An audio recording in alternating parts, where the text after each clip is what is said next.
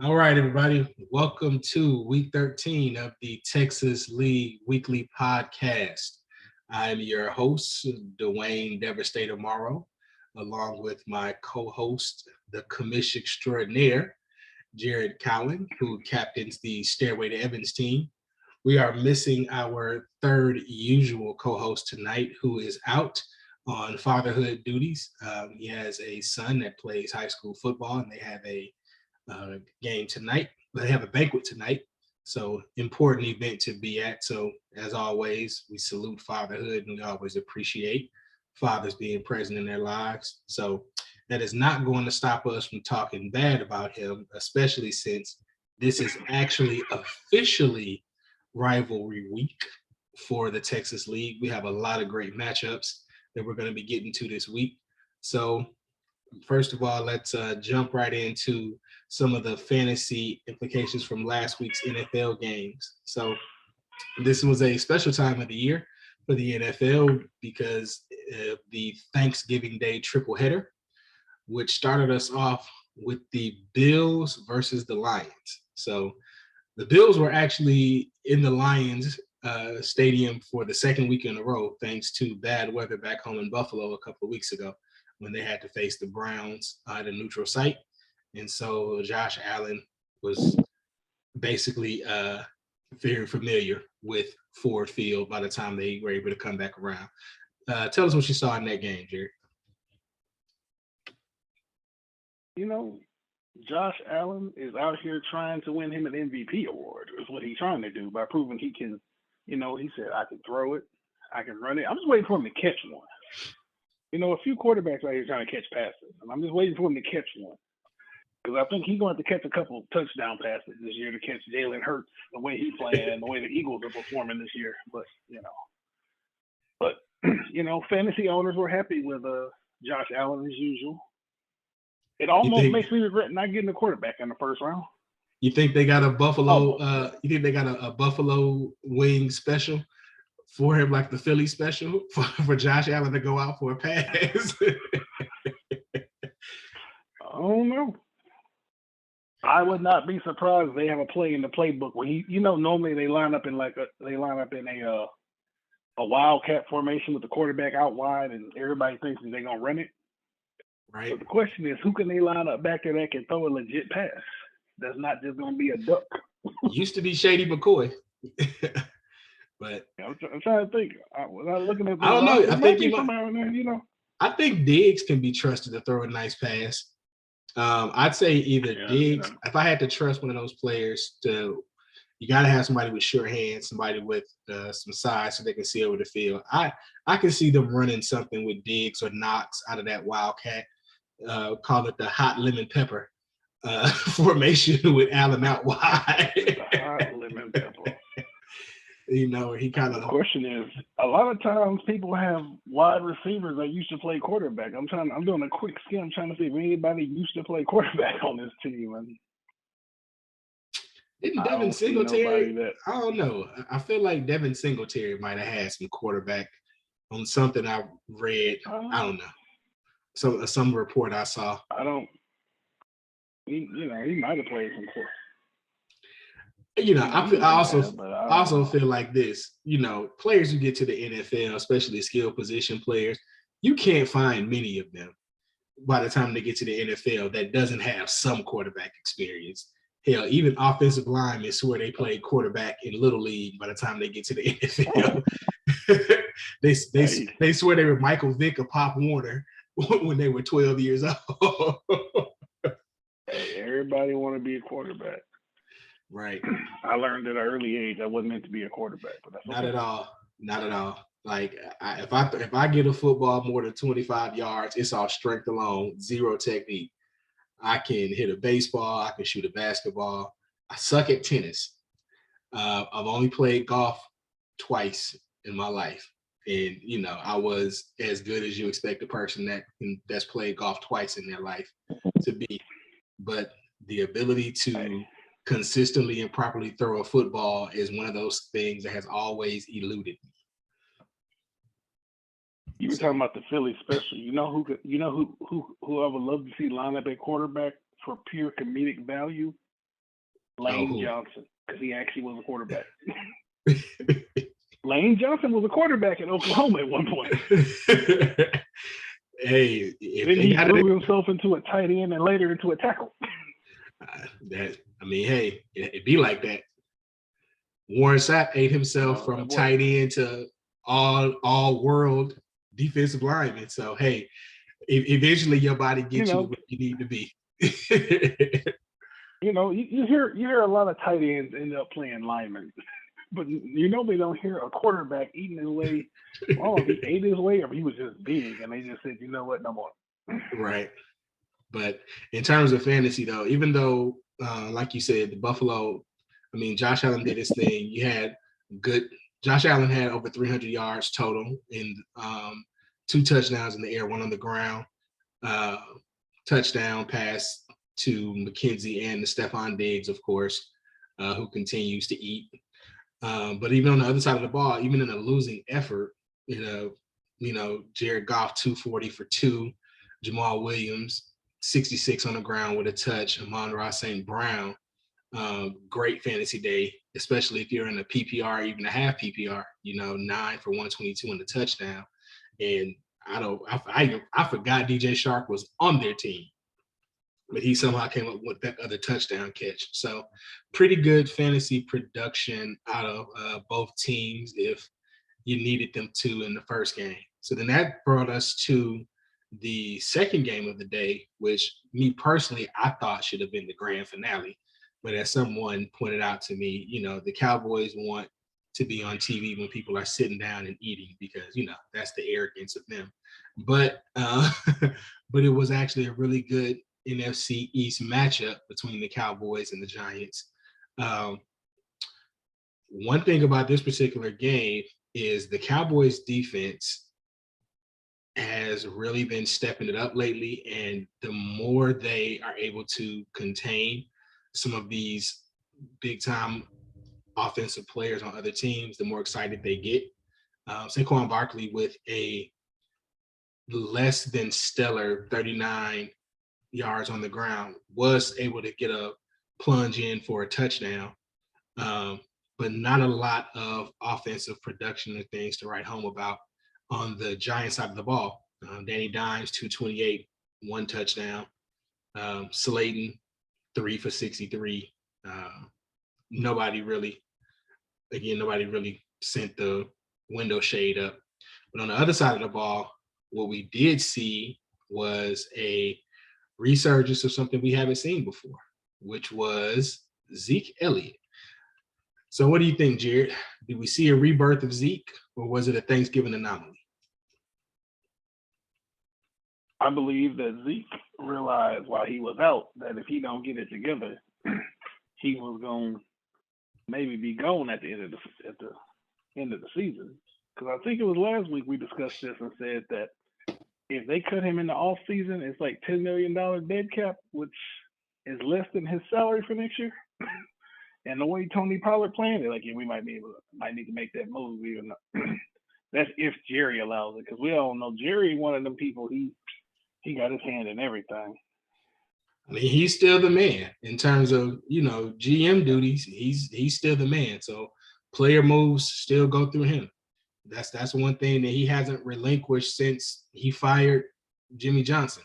He's not giving up that GM role. So to him, and that's, again, he clash heads with Bill Parcells. If you want me to make the meal, you need to let me buy the ingredients, blah, blah, blah. Well, Jerry said he's been cooking long enough that he knows what the ingredients look like too. So for him, Zeke is one of his favorite ingredients. It's like the Tony Chachere's of the Dallas Cowboys. Jerry Jones put that shit on everything.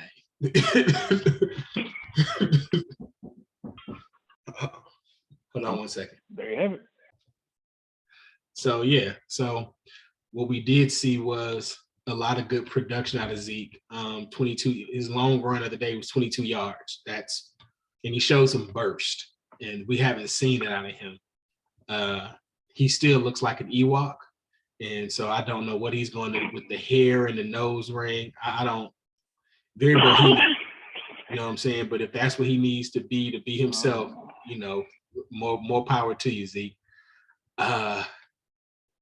Even still, though, Tony Pollard, 60 yards on the ground, only two catches for 1 yard. So like one thing I will say, the Giants were all over. They were all over the passes out the backfield.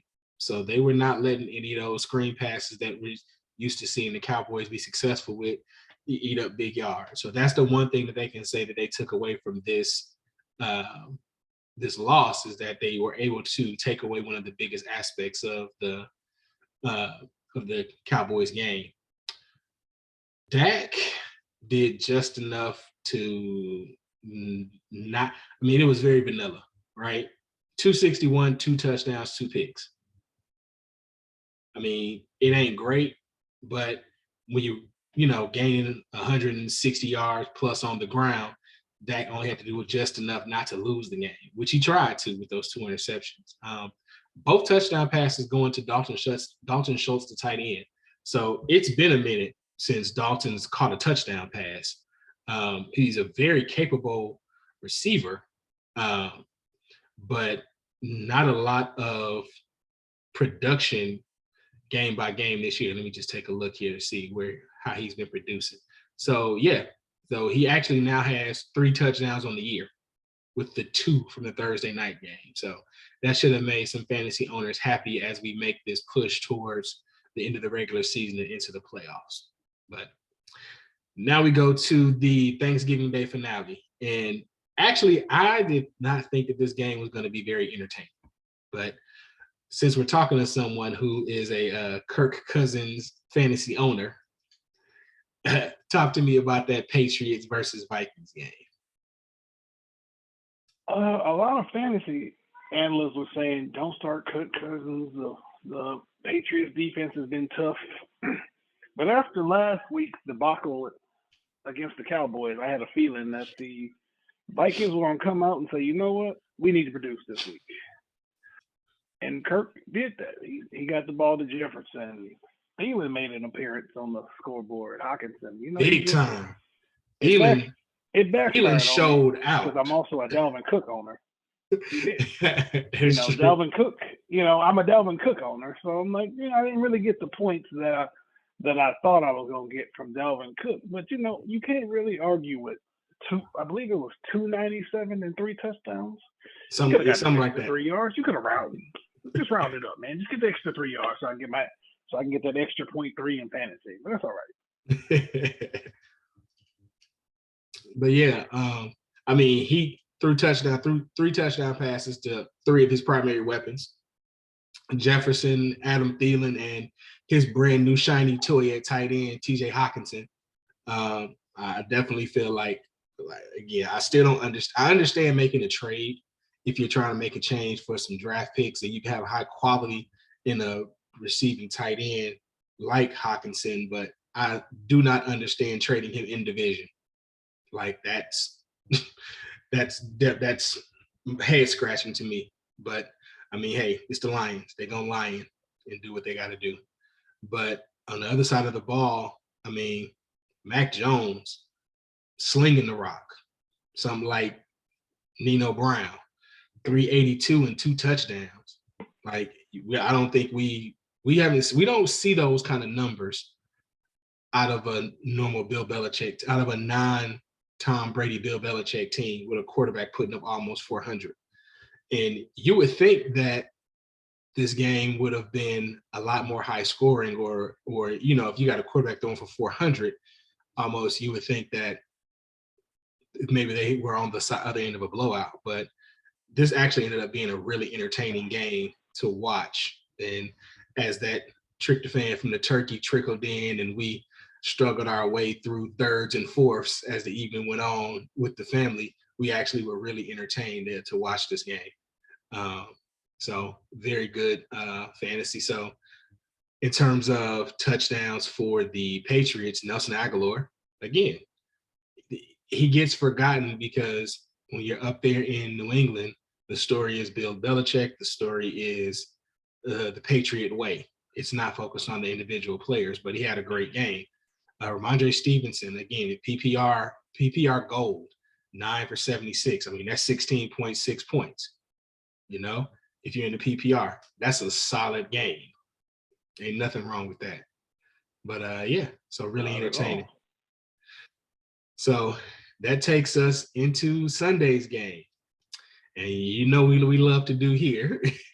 If your team won or lost, you're going to have to come to the microphone and tell us about what happened. So let's kick it off with this Buccaneers versus Browns overtime loss.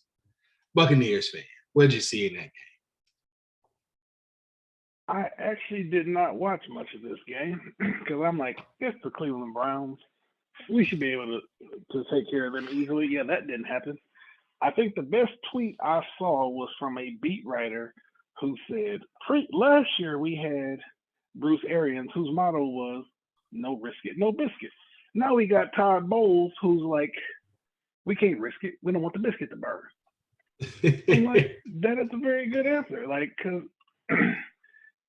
I tweeted that Todd Bowles needs to be added to the list of football coaches who need to be required to show they can adequately take care of their timeouts on Madden before we let them back on the sideline. It was 17-10 for.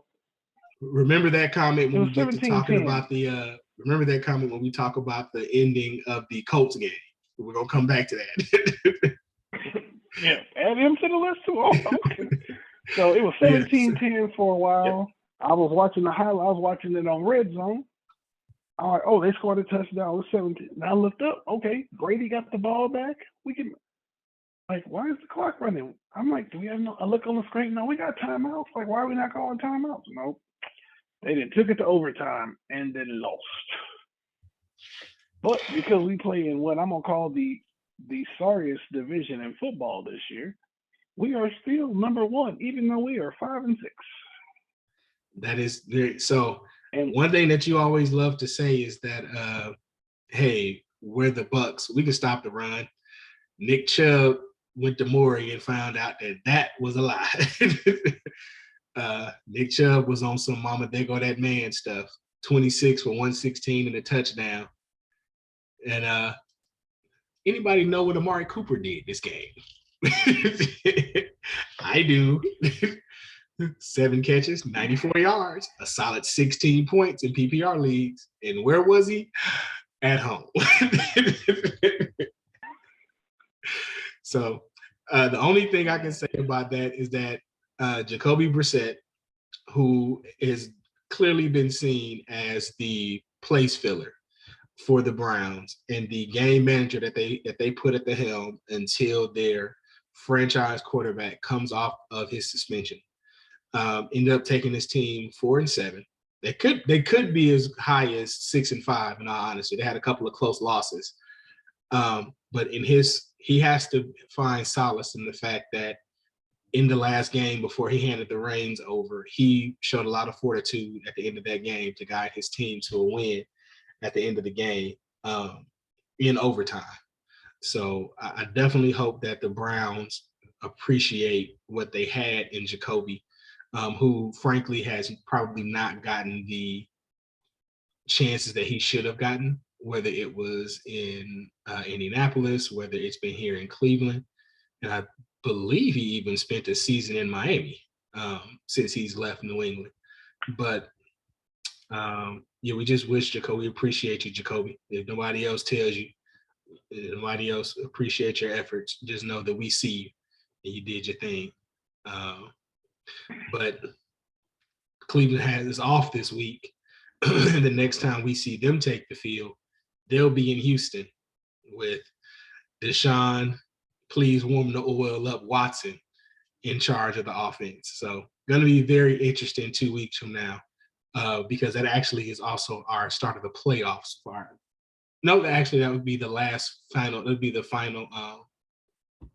That'll be the final regular season game. So that should be interesting. That game is this weekend. This weekend? No, it's week 13. Let me check. Because the Browns should be on bye. The Browns haven't had their bye yet, and they come back from their bye. He comes back after their bye week. because he was suspended for 11 games, and then they have their bye. Yes.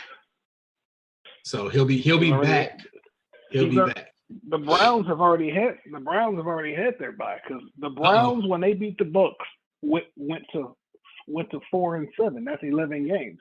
We just finished week 12. They've had their bye. Oh, Deshaun is rolling into town this you weekend. are correct. That is correct. This weekend versus the Texans. Ooh. Oh, that's gonna be fun. That is going to be fun. All right, so let's just again keep it rolling. We'll touch on Jaguars versus the Ravens.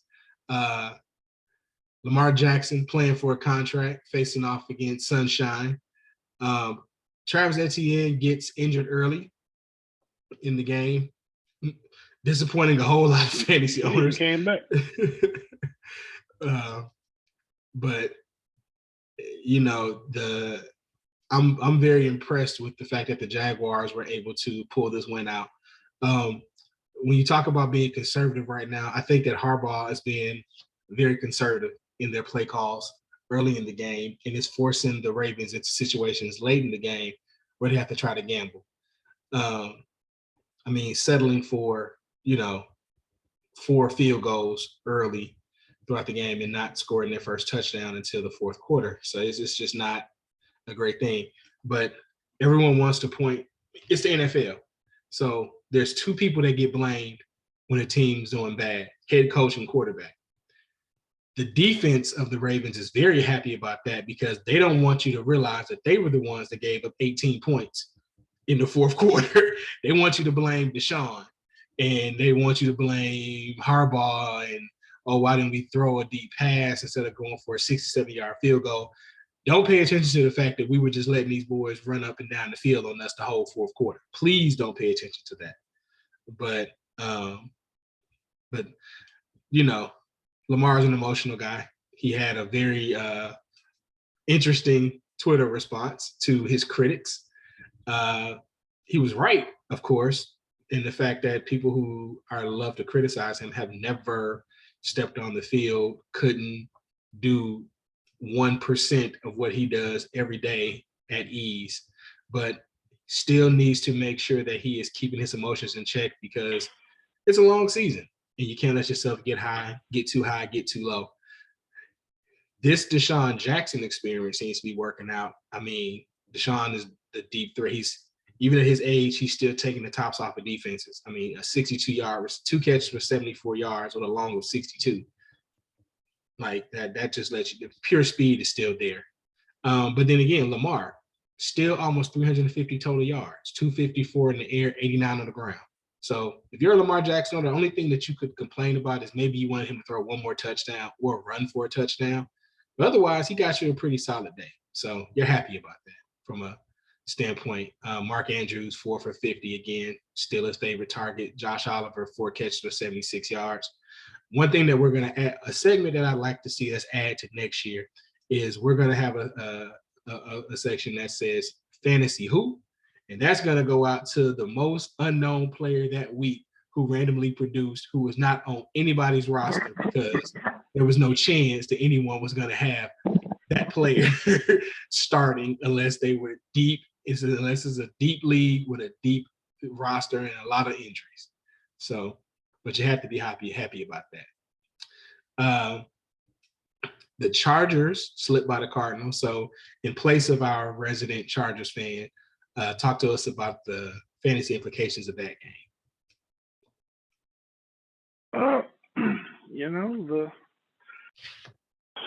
Wish he was here to talk about it since he watched it live. But that had to be really cool. I'll say this, and you had this experience too as a fan. When you go to a game, especially if it's in hostile territory, and you get to see your team win, it feels like you're a foot taller when you're walking out of that stadium, along with, because you just make eye contact with the other people that's rocking your team's jersey, or y'all just chanting your team's name. You just like, look at all these poor suckers. But please go ahead, continue. The Cardinals, in the words of the late Dennis Green, they are who we thought they were. And they find a way to let Pease back in the game. Rest in peace, Denny Green. One of my all-time favorite NFL characters. Oh, man. Complete side note, I'll make this quick. I never forget that game. They were playing the Bears. I was the assistant manager at GameStop, and I had to work the night shift. So I come home. I'm like I think I was like periodically checking the scores. I'm like, damn, Bears getting like I had like the Bears defense. Like, damn, they getting killed. They ain't got no points. By the time I came home, they got some interceptions, and so I think Devin Hester took one to the crib. I made a comeback. I remember watching that game live. The Bears are one of my favorite. The Cardinals are one of my favorites to go to the Super Bowl that year. So Diddy, he said exactly what we thought. They had two strong teams that year. So,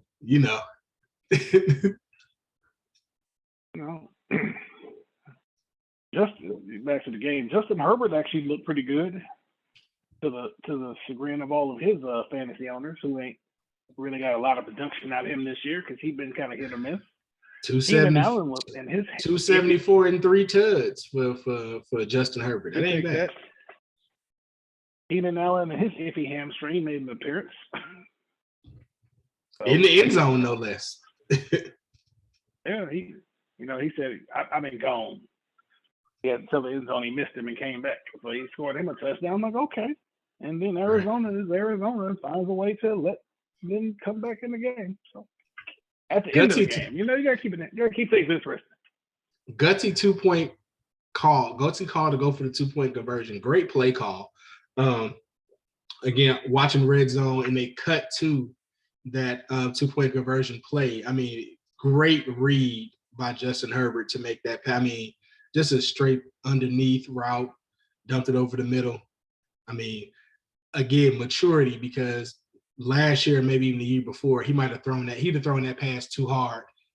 He'd have gunned it in there. So good to see him maturing as well as a quarterback and being able to make that throw calm and cool. Austin Eckler, again, just putting the team on his back. Only 20 yards rushing, but 60 yards, with 11 catches for 60 yards and a touchdown. I mean, the boy is just doing the damn thing. And, one game.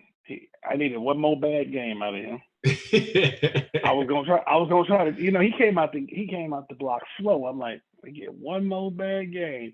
I'm gonna go ahead and see if I can trade for him. And he had I don't know. I forgot who they played in week 4, but they blew up.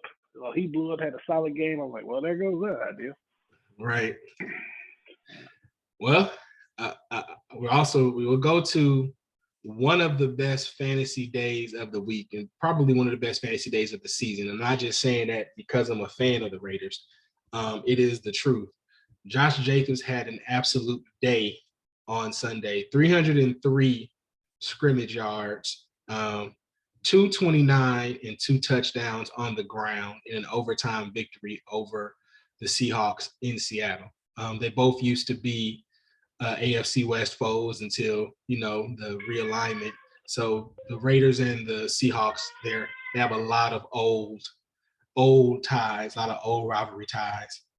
You already know Bo Jackson, the boss, ended his career right there up in Seattle. So, but I'll touch on the Seahawks side of things first. Geno Smith, 328, 2 touchdowns through the air. Got a touchdown to Tyler Lockett and to Travis Homer, right? Now, where he failed his team is with interception and a lost fumble, which both of those things led to points for the Raiders in that game. On the running game, Kenneth Walker, one long touchdown run, 14 yards, and then another short touchdown plunge after a Derek Carr interception to start the game. So, from the jump, the Seahawks jumped out to a 10-0 lead to start the game, but the Raiders never gave up. And what they did do was keep feeding Josh Jacobs, who just got stronger. I mean, 33 carries, that's a workhorse. 33 carries, that's a lot of carries for a running back. But he made positive yards. 6.9 on 33 carries, that's a day. And he also tied for the lead in receiving yards. He tied with Devontae Adams with 74 receiving yards. So Devontae didn't have a touchdown, but if you've seen the highlights, you did see that great one-handed grab on third down where the official is looking at him make the catch, but somehow doesn't see his arm is being put in a headlock by the defender. But it's all right. You know, we beat the Seahawks, the 12th man, and the referees. So we did what we had to do. But if you're a fantasy owner, you have to love that 86-yard touchdown run because I don't care what your league is. That's got to be some bonus points on that for that distance for a touchdown run. So you had to be happy with that as a fantasy owner. And yeah, great effort by those teams. Packers and Eagles, Sunday Night Football. Aaron Rodgers gets injured and Jordan Love comes in. Are we seeing the beginning of the Jordan Love era, Jared? That is, I think he senses it. I think that's why he's trying to come back this week because he saw him play. Like, he's been hurt before, and he sat out for a couple games, but he saw him play this week and go, yeah, I might need to come back before he take my job. They can't cut him with that big, huge contract. They can't cut. So I don't think it's quite time from a financial standpoint, unless he's just hot garbage. That Jordan Love to Christian Watson touchdown sure looked like the future when you're looking at it. As a Packers fan, you got to be like, oh, we got some pieces. What we gonna do with it? So the thing is not, like I said, the biggest issue is that contract. This is true. Because he signed that massive extension. And so I've always said this. If the NFL was like every other sport where, like, when you trade somebody, you take their whole contract, it'd be different. If I'm looking at a website that says if they get rid of Aaron Rodgers in the offseason, if you trade him, the dead cap is $40 million. Just to trade him. Jesus. Yeah, just to trade. If you cut him, which we know they're not going to, $99.7 million. They have to keep him at least one more year. That is ridiculous. That is crazy. But I mean, it's always funny how these situations play themselves out because A-Rod himself sat behind Favre for 4 years. And now you got Jordan Love. They're going to have to make a decision about his fifth-year option. And if you're Jordan Love and you know you can play in this league, do you request a release to go out somewhere and find it? There's some teams that need a quarterback. If you're the Commanders and you're looking at Jordan Love on Sunday night, you got to be thinking, If you're the Lions, you got to be looking at Jordan Love thinking, So if you're the Texans, no offense to Thick Neck and his abilities, but I don't know. If I had to take him or if I had to take Jordan Love, I think I got to take Jordan Love for the future and the now.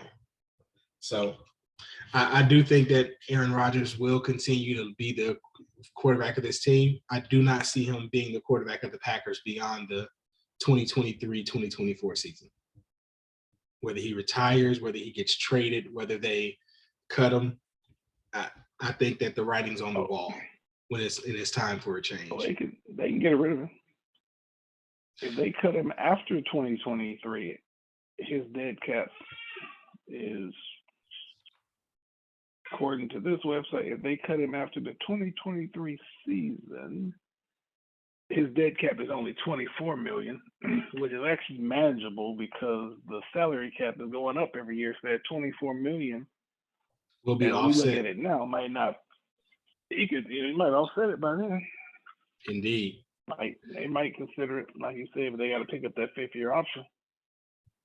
So that takes us to Monday Night Football, which, as we know, is the last chance for teams to make a comeback.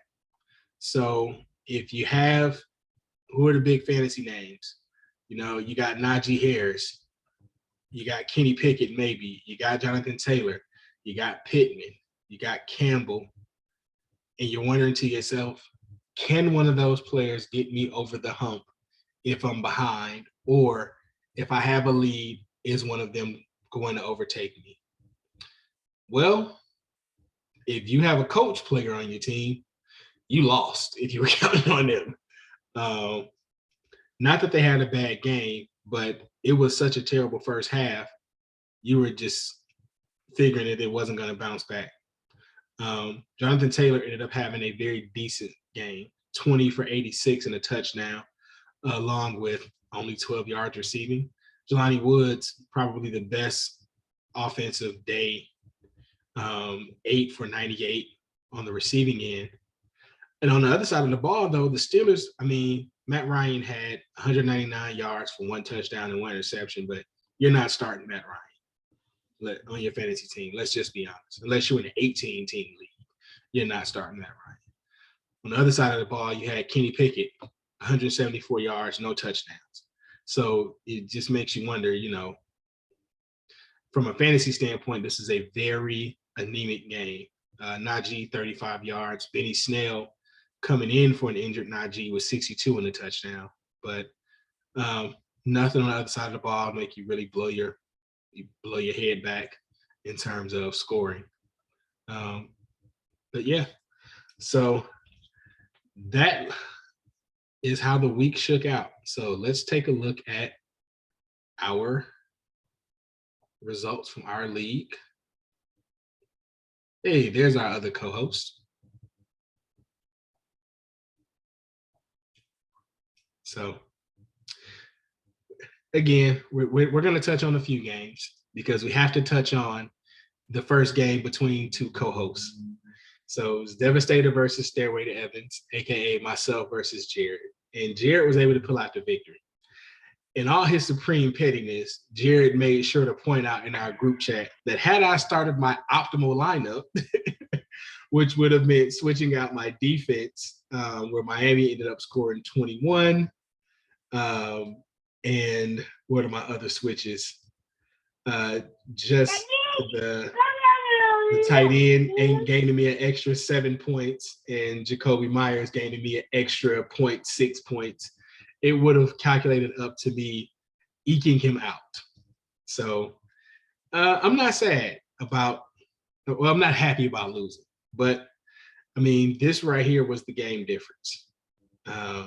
23 points from Chris Godwin on passes thrown from my quarterback. And meanwhile, my wide receiver, where the hell is he? Dropped a touchdown pass. So, I need my production. 9 targets now. Well, but again, he had drops. He dropped a touchdown pass. He did. So though that's the difference there. So after he dropped the touchdown pass, Godwin caught it. So there's the difference in, when you're talking about fantasy, there's a difference in the game right there. So hats off to Jared, who moves himself back into playoff position. Meanwhile, I'm still fighting, but I'm going to need a lot of help. So I'm not mad about it, though.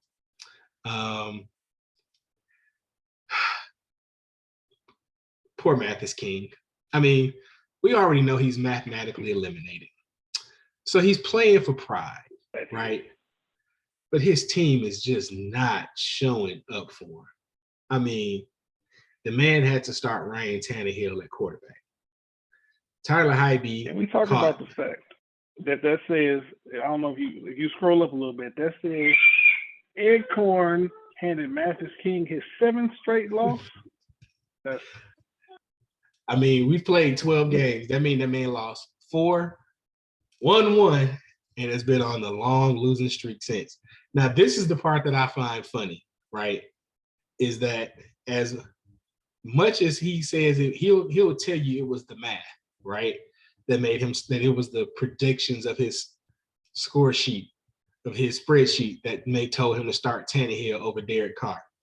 I just think it was straight up pettiness and him having that Raider hatred in his heart and made him sit down clearly the better quarterback matchup of this week. But here's the kicker, right? I didn't even realize this man has three quarterbacks on his roster. Playing any of his other quarterbacks puts him in a better position.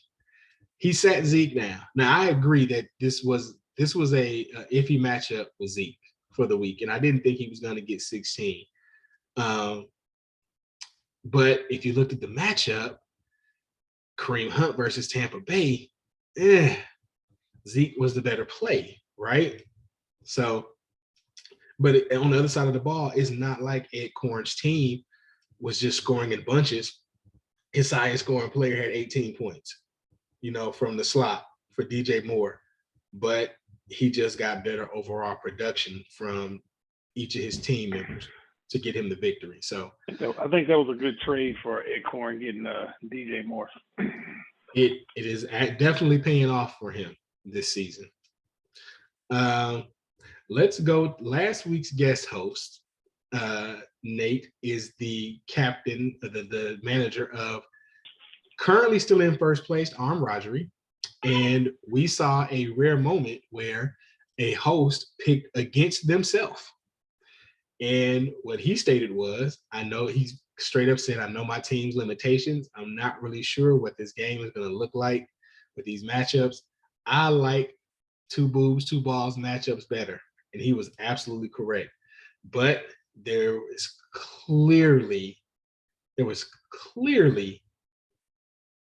an X factor here. Josh Jacobs. Like Josh Allen. We knew Josh Allen was going to have a good game. The wrong Joe Burrow showed up. But again, a 50 burger from Josh Jacobs, that's hard to overcome. And then for some reason, Zay Jones decided to have a day and get 22. We miss you, Zay. We miss you in the silver and black, no doubt. Quality receiver, still producing down there in Jacksonville. But was there anything he could have done on the bench? Not really. I mean, Trevor Lawrence would have got him an extra 10. Hasty at running back, another 11. But Perrine and Corey Eckler. Davis. I saw Corey Davis down there.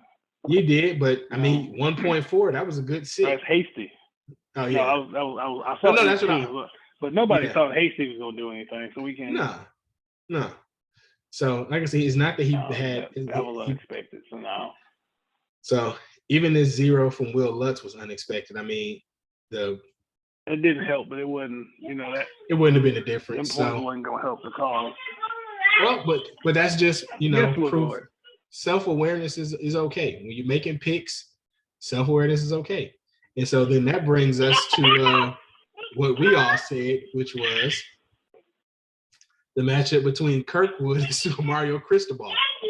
So Super Mario's owner is Jared's cousin. And earlier this season, he came on after all three hosts picked against him twice in a row.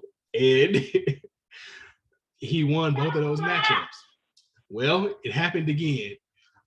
All three regular hosts and the guest host all picked against him in this game. And he came away with a blowout victory. Pretty much a scratch at the quarterback. T. Higgins had a day in Cincinnati. Jamar Chase being a late scratch ended up helping T. Higgins tremendously in producing. So there was your difference there was basically T. Higgins and Nick Chubb gave him the edge. Travis Etienne getting hurt definitely didn't help. Nope. But other than that, just not a lot of production across the board. Ramondre Stevenson. Ramondre Stevenson has gone 1, 2, 3, 4, 5, 6, 7, 8, 9 weeks in double digits. So, Patriots running backs have been notoriously hit or miss with their usual running back by committee approach to the running game, but he's established himself as the lead there. We had our husband versus wife matchup in Muff Divers and the Big Green. So Muff Divers was able to sneak away with the win,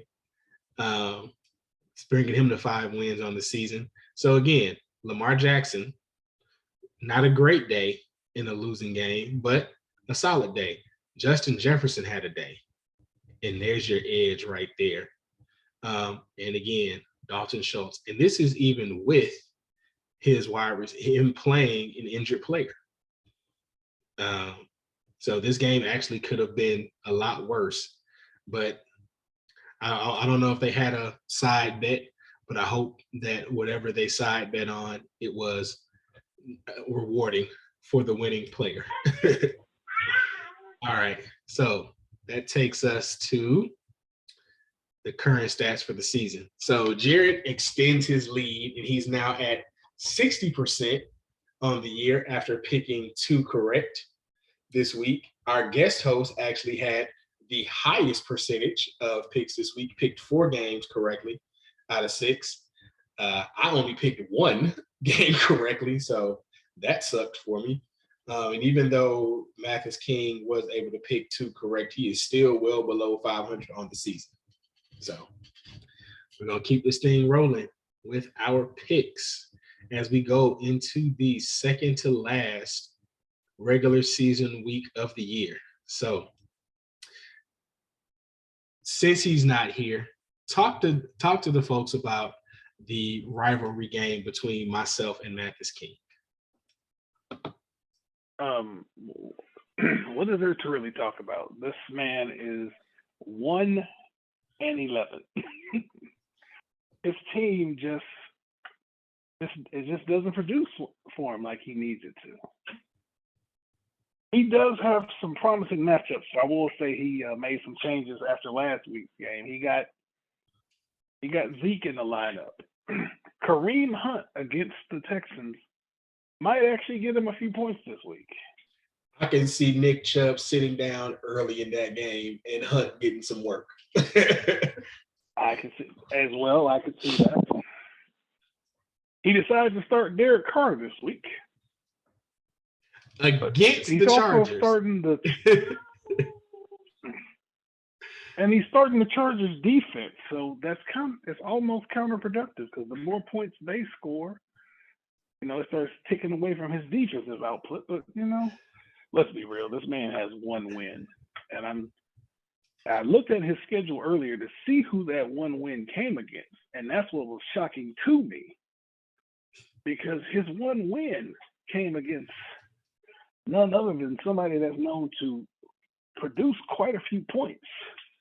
It came against 2 boobs, 2 balls, 1 goal. And even in that matchup, they put up 122 points. Somehow, he put up 125 points. I don't know how, but that's his 1 win. But I don't see him getting the second one. I just don't see it. It is tough being the only loss to a bad team or bad coach. I am going to be supremely pissed if this season ends and the only victory on Jeff Saturday's short NFL coaching career is against the Raiders. I need the Colts to beat some damn body so that Jeff Saturday can be at least 2 wins and that he doesn't be able to stand on the fact that he once beat the Raiders. So who's your pick? You gotta say it officially. I am going to go with Devastator to keep the losing streak going for Mathis King. I am also going to pick myself. So the other part of this rivalry week with us is that our favorite teams also play each other in Las Vegas this week, both coming off of wins on Sunday against opponents. It's one of those cliche phrases, but it's true. You throw the records out the window in a game like this when we play each other. So I'm looking forward to a lot of production between the 2 teams on Sunday. So I guess if I'm Mathis King, if I would just take a look at why would you pick the defense playing them? So if you look at Carr's production on Sunday, right, he threw for 302 touchdowns, but he also threw 2 picks. So that's how your quarterback and defense can both produce points. So I would certainly hope he doesn't do that this week and throws for no picks to help the Chargers defense, but I get it. So our co-host. He said in his picks, he picked himself to win. So He did. That's not going to happen. Refuses he refuses. And that's okay. He refuses to pick against himself. And you know what? He's entitled to his opinion. Indeed. So let's go into our next rivalry game. This is a family affair. So we got Stairway to Evans against Little Cuz, Super Mario Crystal Ball. So Justin Herbert's going to produce because the Raiders defense gives up big chunk plays. They give up yards. And if rumors are true, he may be getting back his other favorite target in Mike Williams for this game, who I can definitely see trying to come back in this big division rivalry game. Nick Chubb at Houston. Nick is going to eat because Houston's defense is terrible. Houston's defense is worse than the Raiders. So you just saw what he did to a supposedly good run defense for the Buccaneers. So imagine what this man is going to do to the Texans, who have let running backs do whatever the hell they want to this whole season. This is a weakness here. Denver's quarterback is cooking with his eyes closed and terrible ingredients. Like, this tight end situation continues to be a problem for Super Mario, and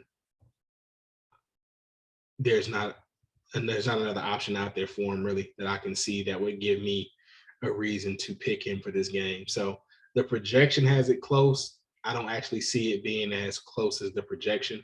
I'm going to go with Stairway to Evans. Who did Deuce send in for this particular game? Oh, Deuce picked. He also picked Stairway to Evans. Deuce actually picked it. He did. So I believe this is going to be yet another game where we all pick against my cousin, because I have picked against myself once. This is not going to be one of them games. I wouldn't expect it to be against myself in this game. Yeah, I wouldn't expect it to be. So far we have we have reasonable consensus through the first two games.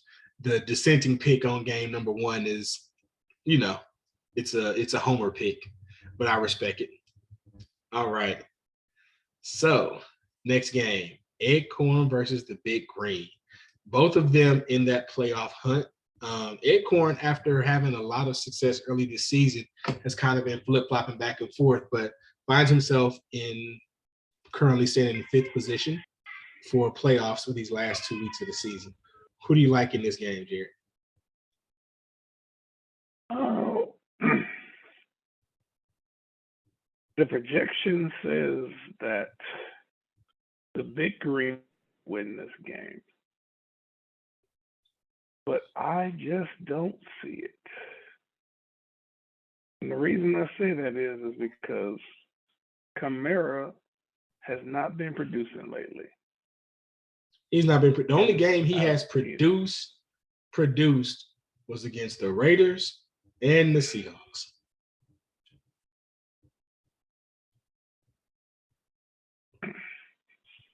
I think after the bye, he's going to make some noise, but I don't think that's today. You got Derrick Henry, who always seems to be – he didn't really produce real great last week, but he didn't have for Derrick Henry, 13 points ain't real great. No. 38 yards, that's not Derrick Henry-esque. No. And with, let's be real. The Eagles be out here trying to run the ball a lot. That's what they do to keep the ball out of your hands. Yep. So, yeah. I don't see Derrick Henry having a super great game. He'll be all right. Kamara's been subpar. You do have that touchdown vulture in the flex. That you do. But that you do. And the vulturing business. 13 touchdowns. The vulturing business has been very good. Yeah, he got 13 touchdowns. No one vultures like him. Yeah, that's classic. Yeah. That's like a old school Carolina Panthers vulture, touchdown vulture, old school Ravens touchdown vulture from back in the day. Yeah, boy, I have vultures. My he is playing somebody that's going to force them to score. So I see Waddle doing well. Chase, if Chase comes back, he's going to make some noise. Diggs will make some noise. As long as Heineke doesn't shoot the team in the foot, they'll be all right. Yeah, that's a big if for him. He ain't got no. You know, that's a big if for him. If the question is, even if Rodgers was healthy, would you play him in this situation? I think I wouldn't either. And I think Heineke has played well enough in some of these divisional games this year where he's going to produce. I think he actually beats his 16-point projection this week. I think that projection is very low. I can see that. As do I. The Giants give up points, and they have a lot of offensive weapons. So I think that 16-point projection is very low for Heineke. How many times has he actually gone game? So all bets are off. Right. So I get why the projection is that low because, I mean, it's about his average, 19, 24, 26, 6, 16. So, but I think that projection is low. So, who you rolling with? Despite the projections, just something is telling me that this is Acorn's week. I don't know what it's telling. Just something. I don't know. Just something is telling me that San Francisco-Miami game is going to be a shootout. And I have a feeling that Cincinnati and Kansas City is going to be high scoring. So those players, Waddle, Chase, Wilson, you got Harrison Butker down there. Then we got Dallas defense. I think they're going to eat Matt Ryan alive. Have a good game. I'm going with Acorn. Some just tells me that he's going to get this win and keep himself in the playoff push. I concur. I think Jamar Chase could have played this past Sunday, but they held him out against the Titans because they wanted to make sure that he was available for this KC game. This is going to be a shootout with Cincinnati and Kansas City. Possibly a AFC playoff preview for the postseason. So both teams are going to want to come out and be dominant. They're going to want to move the ball. Jamar Chase is been off the field for 5 weeks now. So he's going to be ready to come back and bounce back hard. I'm also going with Acorn. Our third co-host went with the Big Green. So he dissented. I think that he's probably putting a little bit too much faith in Kamara and Henry in this matchup and the touchdown vulture. But so we have our 2-1 pick again. All right. 2 boobs, 2 balls versus Kirkwood. Again, this is another one of those playoff implication games that we have this week. The loser of these games is going to fall anywhere from 2 to 3 spots, depending on how things shake out. But here we have a very solid matchup. I mean, Hurts against Tennessee, Lamb versus Indiana. They're going to eat Indiana up. Again, this is going to be a shootout game for Juju Smith-Schuster. McCaffrey in a shootout game. I know this is questionable, so I don't know if Etienne is actually going to play or not. If Etienne doesn't go, who does he have? So Latavius Murray, again, not a big name to people in fantasy football, but he is the lead running back. With Melvin Gordon being cut, he is the featured back in Denver now. And so as you can see, when it comes to your yards on the ground, he's the one that's getting it. So even on bad teams, somebody's got to get the rushing yards, somebody's got to get the receiving yards. So if you've got the number one back on a bad team, it's still a decent fantasy play because they're still going to have to run the ball at some point. So even if Etienne doesn't play, he's got a solid backup option to throw in there. He's also got Rashad White down there. Yes, he does. So if Fournette sits out another game. Right. So he definitely has options. On the other side of the ball, Josh Allen at New England, Thursday night games, his third game in, third primetime game in a row. the question becomes, what game plan do they bring? Do they try to run the ball and give Josh some rest against a divisional opponent, or do they go out there and just try to beat the shit out of a divisional rival to let them know this is still our house? Because the fact of the matter is they're going to be in the fight for that division with the Dolphins, who are playing great football. But here's the thing you gotta take into effect.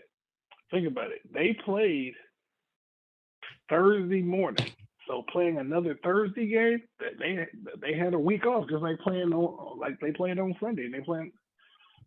That is true. It's not. They're gonna be. That rested. Is true. That's a good point. And in New England, also played on Sunday. I mean, New England also played on Thursday. So just like them, they got their full week. So they got a full week to prepare. So I think this game might buck the normal Thursday night football trend and actually be pretty good. That's a good point. Joe Mixon, I wonder if he's going to be back. I know he's in the concussion protocol still. I've heard he's supposed to be back. So that'll be interesting to see. I mean, if Jacobs has half the game he had last week, you got Pacheco. So that's a hell of an opportunity to throw somebody in the slot here at running back if Mixon is able to go.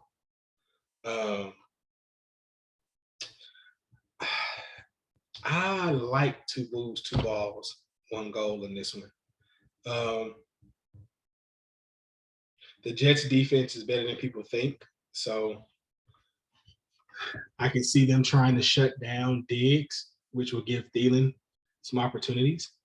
But I think Josh Allen and the potential running back trio that will be playing for them gives them an edge despite the projection. Who do you like? Yeah, like I said, this is another one where the projection says something that I don't necessarily agree with, because they got McCaffrey out here projected for 18 points, which is all good and well, but he got knee inflammation or something. So plus in San Francisco, we know they gonna try to, his knee a little iffy. Let's get the ball to Defoe. Let's get the ball to whoever the next running back up is. Right.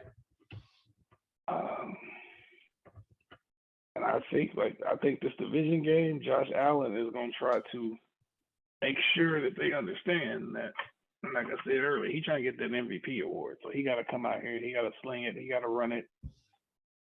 Man, Josh Jacobs just been annihilating people, and we all know the Chargers defense is not great.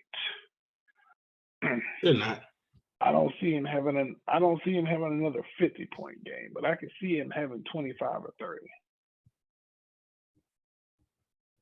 Yeah. I'm going with 2 moves, 1 goal.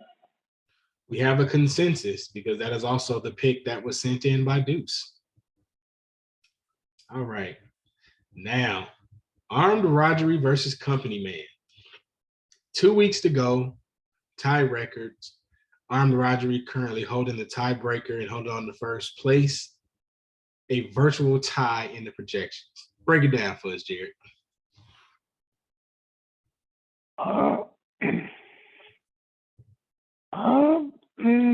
Like I said, the quarterbacks are playing against each other, so they're gonna push each other. Yep. Oh, he got Amari Cooper on the road. We know how we.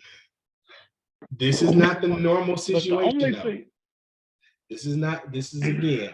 I think this is going to be an exception to the Amari Cooper home versus away, because Amari Cooper is getting Deshaun Watson back, who is going to be in front of a crowd that he wants to shut up. This is the equivalent of showing up to your high school reunion with your new wife, and you get to see the girl that broke your heart at prom, right?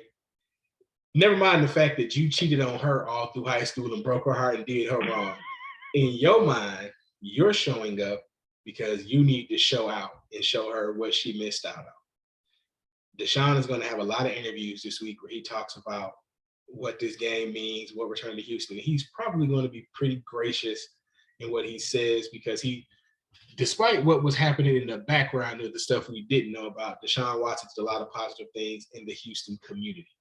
Now, again, this is no one knew what all the other stuff was going on, but from a standpoint as a Houstonian, he did a lot of good that has now been tainted by all the bad he did. But I think Amari is going to have a big game catching passes from his new quarterback. I can see that. DK Metcalf versus the Rams. That Rams defense is not what it once was. Plus, I read somewhere that Aaron Donald has a high ankle sprain. So I think without that pressure, I don't even care who the backup quarterback is. You got to be able to hit DK Metcalf. Well, the Rams not gonna score a lot of points, but Gino gonna hit DK Metcalf because I don't even care about Jalen Ramsey. He not that guy no more. You got beat by Travis Kelce. Now, mind you, Travis is an exceptional athlete. DK Metcalf is better. I was gonna say, if Travis Kelce is an exceptional athlete, what does that make DK Metcalf athletic wise? DK fast enough to line up for the track meet. That man is built like a cyborg. He's built like something that they made in a lab. Like there's some players that they made in a laboratory, right? Bo Jackson, Shaquille O'Neal, Wilt Chamberlain, DK Metcalf.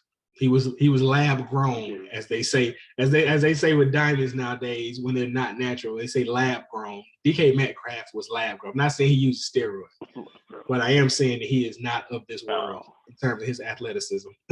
He's Saquon Barkley in a division matchup.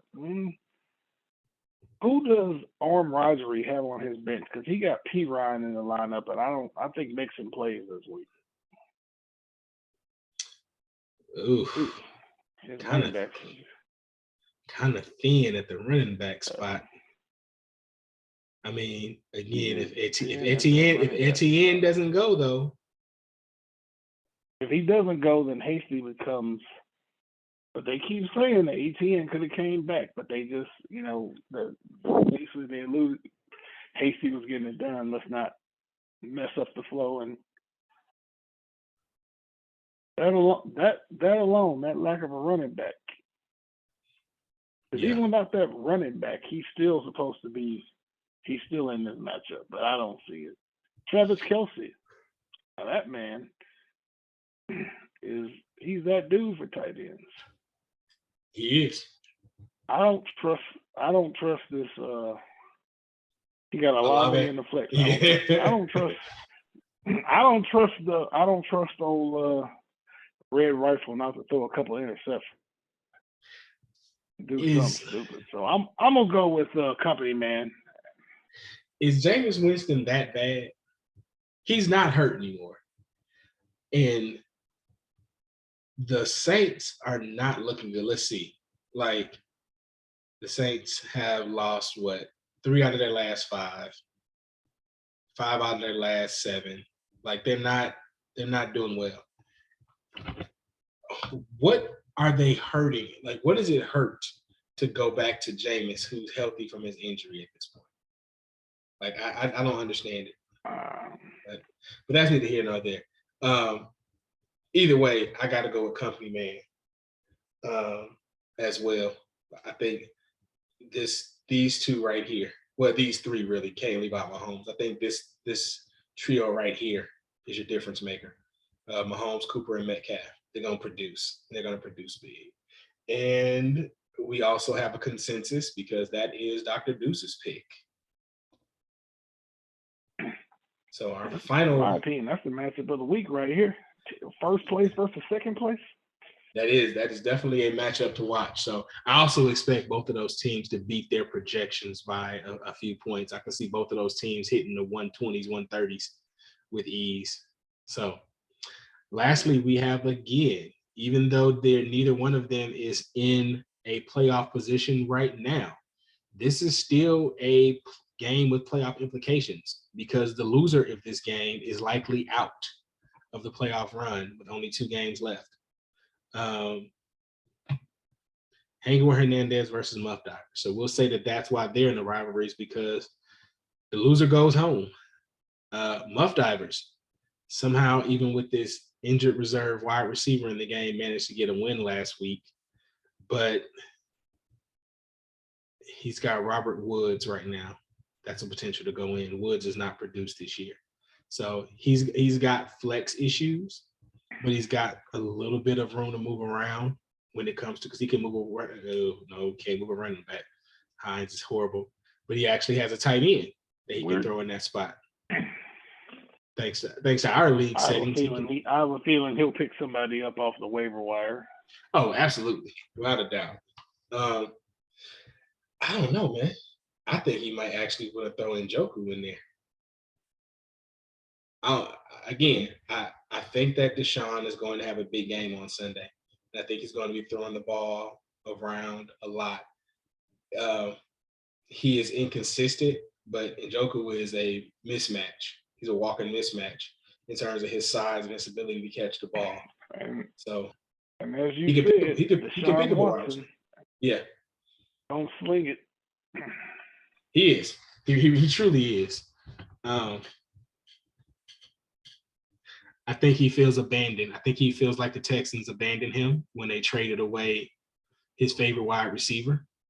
I think he feels like they chose the coach over his future after he recommitted to them. And then the other part of the relationship was his fault. So why the relationship failed, that was on him. But the other side of the ball, Daniel Jones, that is a high prediction for him. I know it's a rivalry game, so I get it, but 20 still seems like a little bit high of a prediction for him. 16 projected for Walker. That's reasonable against the Rams. Not seeing Sanders having a repeat of that. I think Jalen Hurts is going to have the ball in his hand a lot this game to keep the ball away from Derrick Henry. So I'm not saying Sanders won't score. I just don't see a repeat of his performance against the Packers. Foster Moreau is going to score. Derek Carr likes throwing to the tight end. And he's not Foster Moreau. He's second banana to Darren Waller most of the time, but when given his opportunities, he gets on the field and he produces. But here is why I'm picking Muff Divers. Lamar Jackson versus Denver. They're going to get a very, very pissed off Lamar Jackson against a defense that gives up a lot of points. The only thing that's going to be able to stop Lamar Jackson on Sunday is the mile-high atmosphere. But if they get there early enough for his body to adjust to being at that high altitude, he's going to run all over Denver, and he's going to look good doing it. So I'm actually going with Muff Divers to win this one and take himself and put both teams at 6 and 7. Yeah, I believe I will have to agree with you on that one, sir, because like I said, the rejection has them down by 8 with a IR player.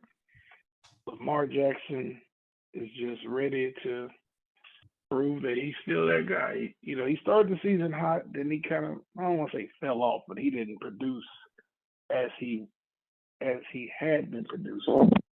Right. Hell, truth be told, he's probably producing like that because the defense ain't great. But it is what it is. That's not really his problem. They need some help in the front office to give him some help and start by getting some help for that defense. But, that is not my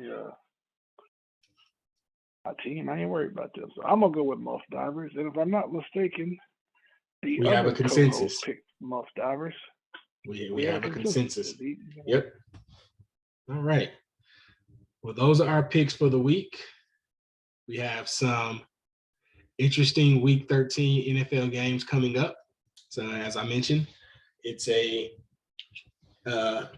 AFC West matchup between my Raiders and somebody else's Chargers in Las Vegas. So we're going to avenge a loss from earlier this season. Please believe on our home floor. Thursday night, we have two teams that are rested from the previous Thursday's games, and the Bills and the Patriots, and it's a divisional game, so expect it to be a lot of shootout. Packers, Bears is another one. Commanders, Giants, another divisional rival. Browns, Texans, emotional game. Seahawks, Rams, divisional game. Chiefs, Bengals, developing into a good rivalry between one of the best proven quarterbacks in the league in Patrick Mahomes and one of the best young quarterbacks in the league. We're unfortunately going to have a snoozer on Sunday Night Football because the Cowboys should put the boots to the Colts with ease at home. And on Monday night, Jared gets the slipping Saints for his Buccaneers at home. So that should definitely help them right the ship as well. So we'll be back next week. Hopefully there'll be some smiles on faces. Somebody's Twitter avatar is definitely going to be changed between myself and Dr. Deuce. It'll be him. And we will talk about the final regular season game of the year. So good luck to everybody this week as we make that final playoff push. See y'all next week.